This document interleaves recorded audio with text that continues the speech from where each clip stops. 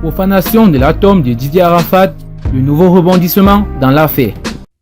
Mais avant tout, il vous suffit tout juste de vous abonner et d'activer la cloche de notification pour recevoir nos prochaines vidéos.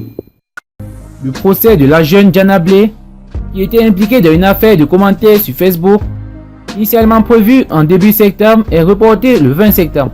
Il faut rappeler que la jeune étudiante s'est rendue de son plein gré avec son père à la police pour expliquer son action.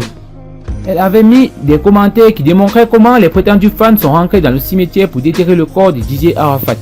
Dans une vidéo, elle a souligné qu'elle n'est concernée ni de près ni de loin par les profanateurs de la star du coupé décalé.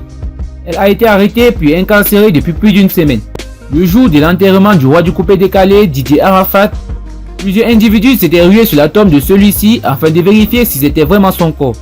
Ces personnes n'avaient pas hésité à ouvrir le cercueil et à prendre des photos du défunt.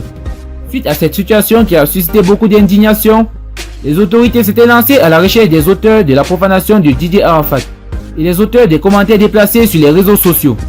Voici le message responsable de l'incarcération de Diana Blé depuis plus d'une semaine. Ce corps n'est pas celui de Didier Arafat. Nous sommes rentrés par le lycée de Williamsville pour accéder au cimetière. Ce corps que vous voyez n'a aucun tatouage, juste un gros tas de maquillage faisant de la ressemblance avec Didier Arafat. Le pagne qu'on a vu au stade était bleu.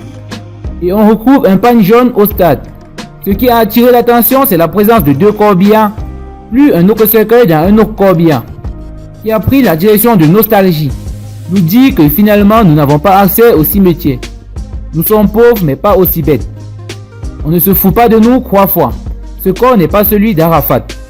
Nous sommes rentrés par le lycée de Williamsville pour accéder au cimetière. Ce corps que vous voyez n'a aucun tatouage. Juste un gros tas de maquillage faisant la ressemblance. Le pagne qu'on a vu au stade était bleu.